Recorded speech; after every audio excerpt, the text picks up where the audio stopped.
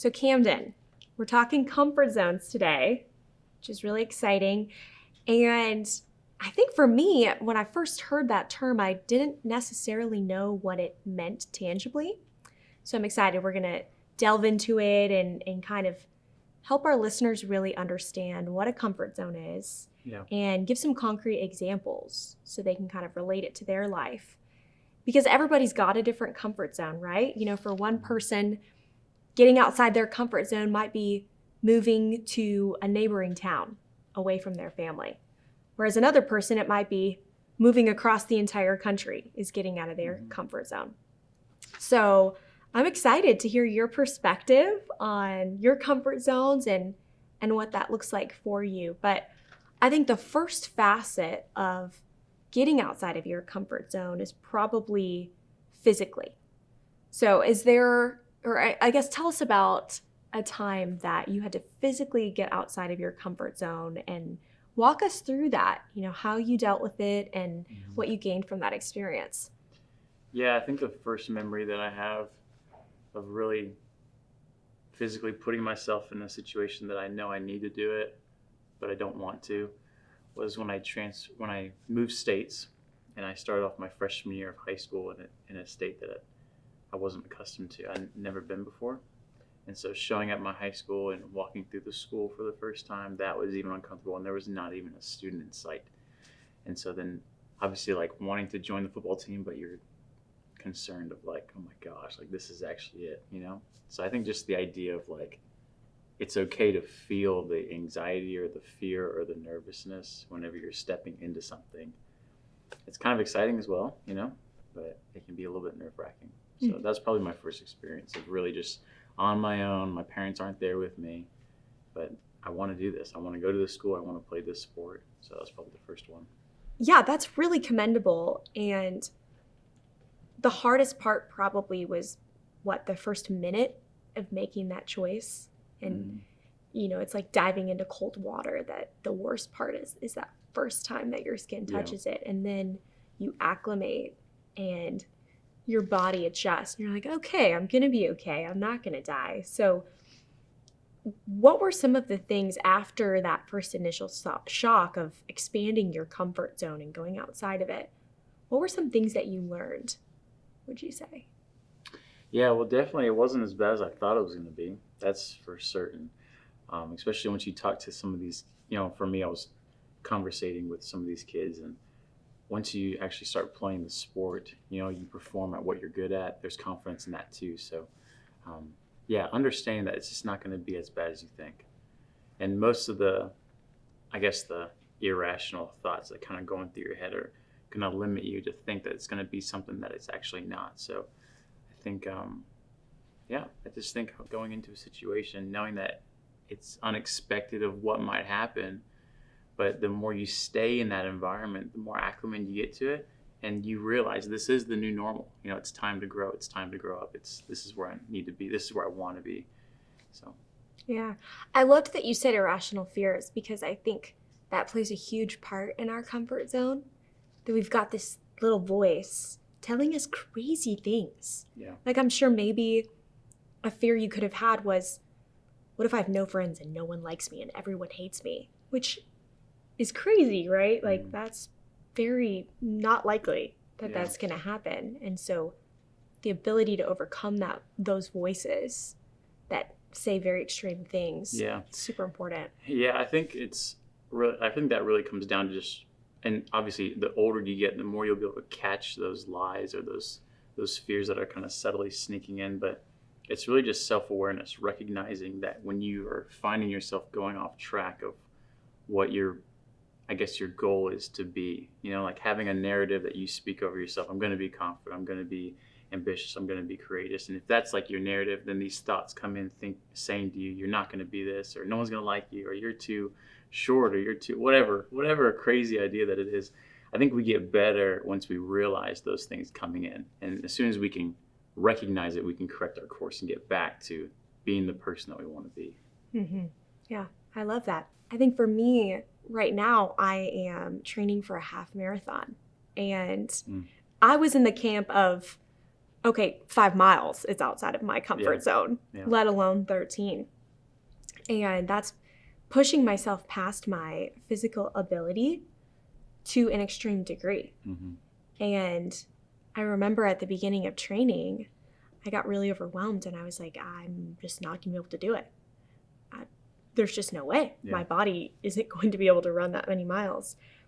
But making that decision and finding a running plan and committing to following however many miles I was supposed to run each week, little by little, all of a sudden, last week I ran 12 miles because I built up to it, which before, 3 months ago was extremely out of my comfort zone. Yeah. So that was a really cool experience for me recently where I've been able to see my comfort zone grow and expand.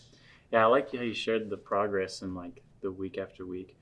One of my favorite definitions of confidence is the memory of success. And so, I mean, you going on your journey with this, how many weeks have you trained for this?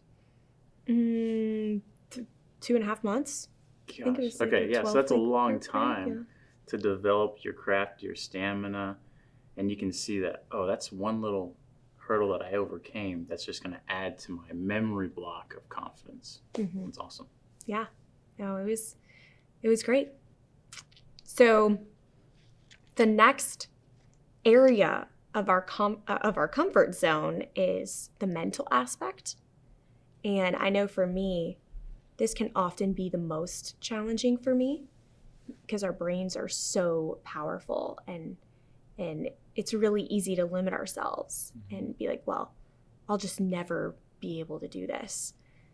Over the summer, I competed for the Miss Texas competition. And part of that competition is a talent. And it's 1 minute and 30 seconds, and you're on a stage in front of thousands of people. And this year, it was on live television, which really freaked me out. Yeah, I'd never really been on live television before. Yeah. And back in January, the competition was in June, I remember one night, I just started crying because I hadn't danced for a lot of years, and I did my routine, and it just sucked. It was terrible. And I was like, oh my gosh, I'm going to be on stage in front of all these people, and I'm going to fall off my block toe, or, I'm going to get tired. I won't be able to finish. Yeah. And just mentally, I was like, this is so far out of my comfort zone. I should just give up. And kind of similar to the half marathon, what I did was I said, okay, Nicole, we're going to do this. And this is out of your comfort zone, but the competition is in 6 months. So I made a plan to do my routine full out 25 times a week.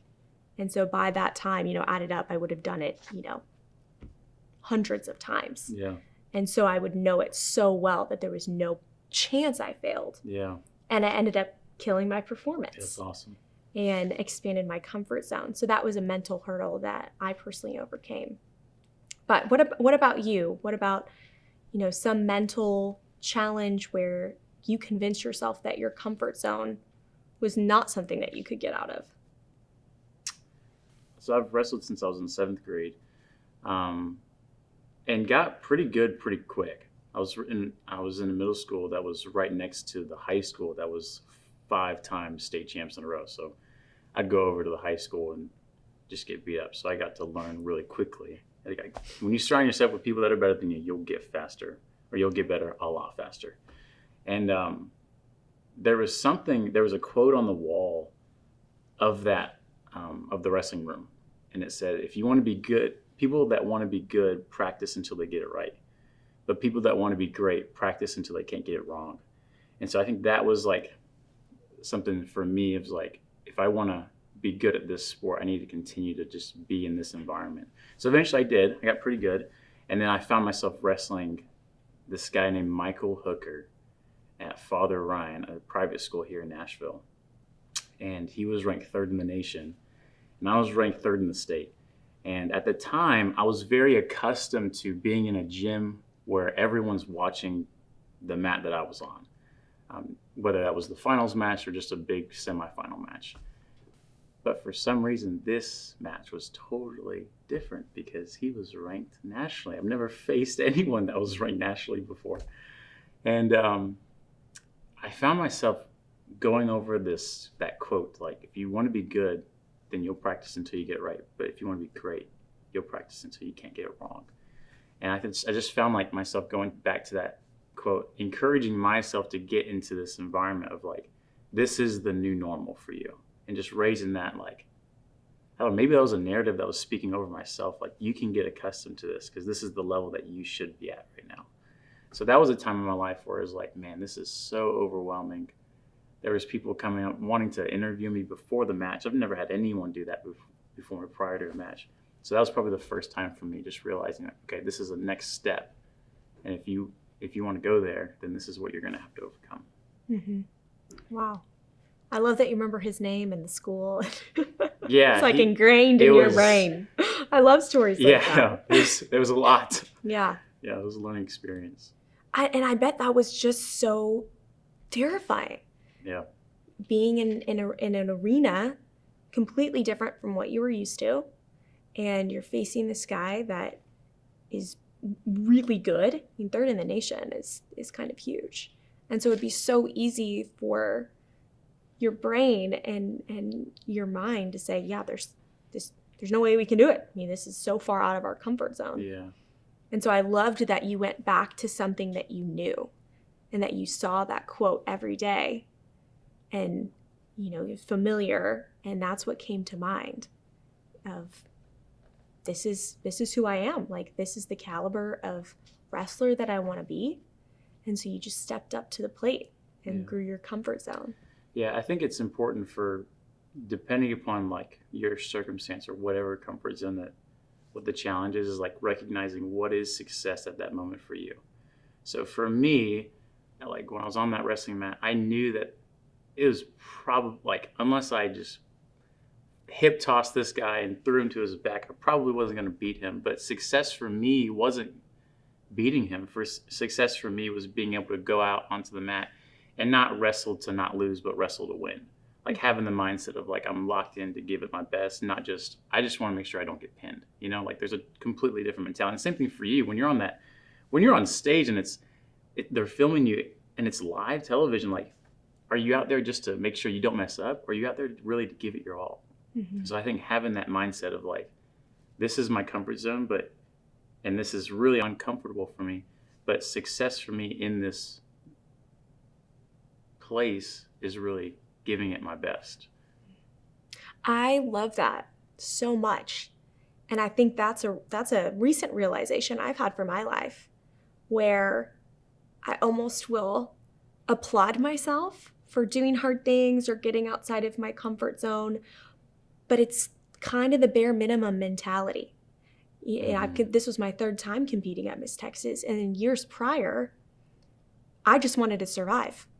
And I was like, well, I'm getting on stage and doing something, so that alone is good, and I'm getting outside my comfort zone, which is a first step, but taking that next step and saying, well, not only am I going to get on stage, but I'm going to have practiced so many times that there's not even a chance that it's going to go wrong. Mm-hmm. I want to kill this and, mic drop when you leave as opposed to just making it through. Yeah. So, and that's, there's so many different parts of breaking your comfort zone, but that's a really cool one that, once you get into the habit of breaking your comfort zone or expanding it, then you can take it even further. You say, well, now I'm outside of my comfort zone, but how can I do this to the best of my ability and really want to win, you know? I remember there was a friend of mine, this is when I lived in Colorado, and I was in 8th grade, and he was a sophomore in high school, at the high school that was the best in the state.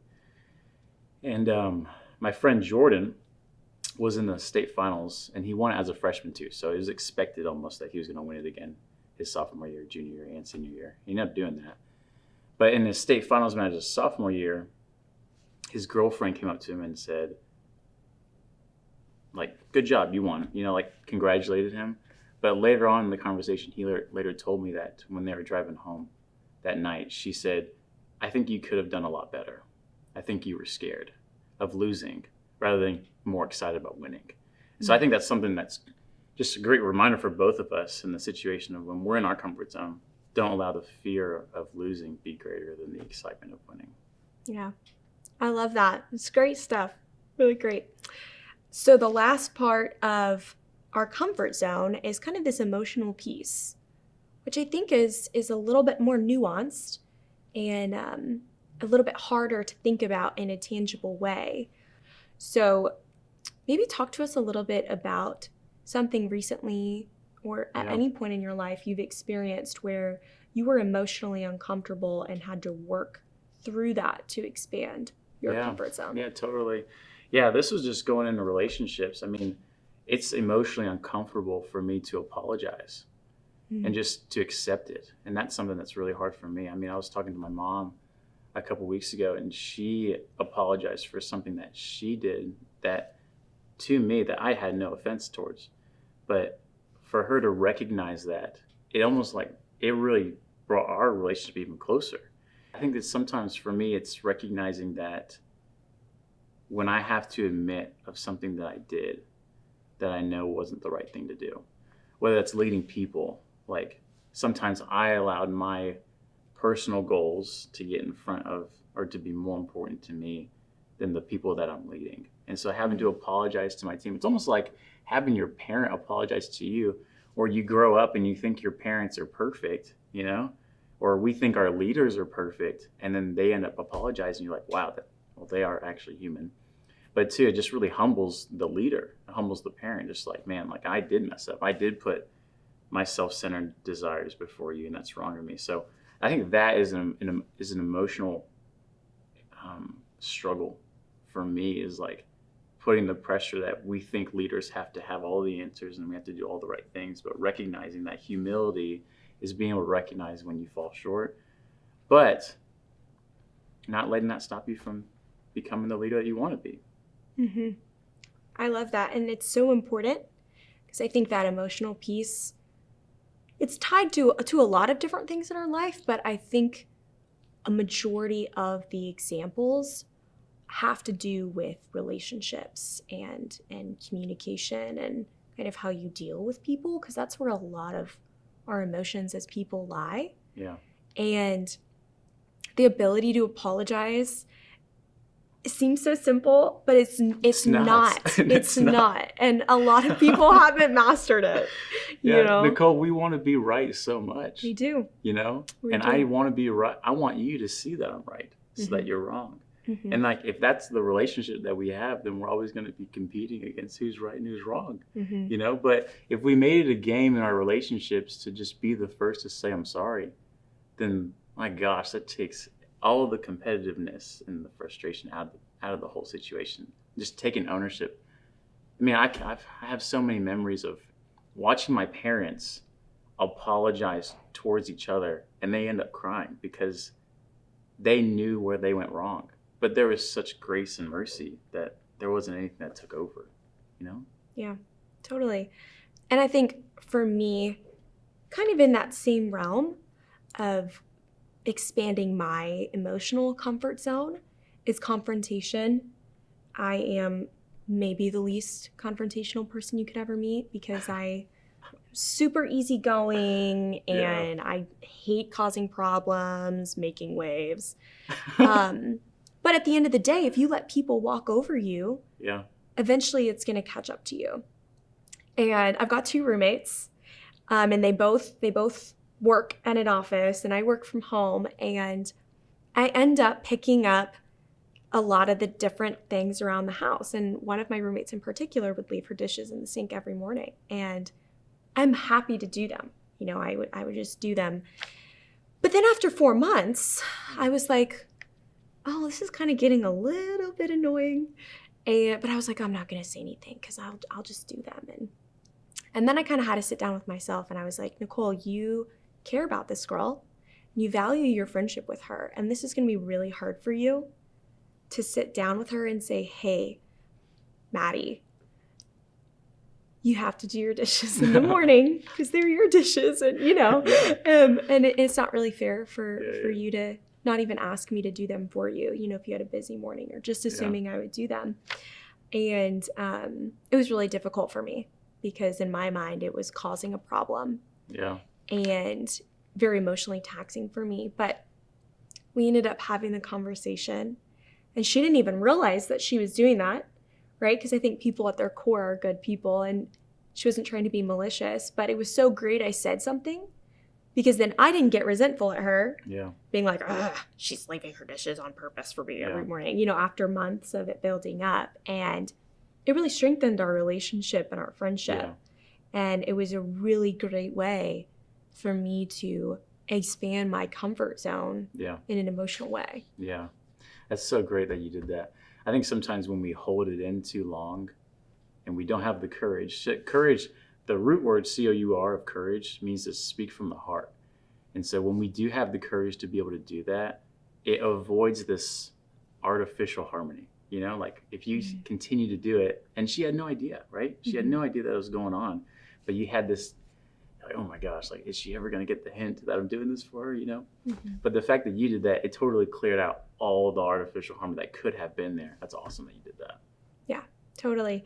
And I think just in general, whether you want to focus on maybe the physical aspect or the emotional aspect or the mental aspect, especially if comfort zones are a new topic, for our viewers, and I think for a lot of people. For me, I remember a few years ago when I was first introduced to what really going outside of your comfort zone looks like. Yeah.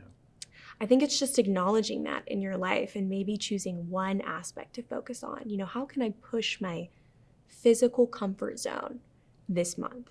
Yeah. Or maybe, for this semester of school, maybe Yeah. taking a harder class, or, well, I guess that would be more mental, but, maybe joining the volleyball team, or something to that degree. But starting kind of in one of these facets, I think, just will be so helpful for people in building themselves and Yeah. creating a life that they really want. Yeah. The reality is, like, growing up, we were told that talking to strangers is dangerous. Mm-hmm. But when you grow up, talking to strangers is how you make your money. Mm-hmm. And so if you don't practice this now, you're going to be forced to practice this when you grow up. Yeah, no, thank you so much, Camden, for joining this conversation. And I think kind of to tie it all up in a bow, one of the best things about comfort zones is that every time you expand it, it gets just a little bit bigger. Yeah. And so it starts here. And then, for me, with my half marathon training, I ran 2 miles and it got a little bigger. And then I ran 5 miles and it got a little bigger. And then all of a sudden I ran 12 miles and my comfort zone grew as I grew. And so scary, daunting things become way less scary the more that you expand your comfort zone and allow it to grow as you grow, which is really cool. Yeah. Yeah. I had that experience. I think skydiving was the biggest thing for me. Like, oh my gosh, like that was so emotionally, physically, and mentally. I mean, it was just an experience I've never had before. Mm-hmm. And I did it, and I freaked out, and I screamed. And then after 15 seconds, you're falling still, but you're like, wow, this is the most beautiful thing I've ever seen in my life. Yeah. And then I went again, and I mean, it was still nerve-wracking, but nowhere to the extent of where it was the first time. So, yeah, I mean, the more you do something, you can have an expectation that it's going to get bigger. It's going to grow the more that I do it. Totally. It's what helps us grow as people. Yeah. So thanks for joining. Yeah. Loved all your insights.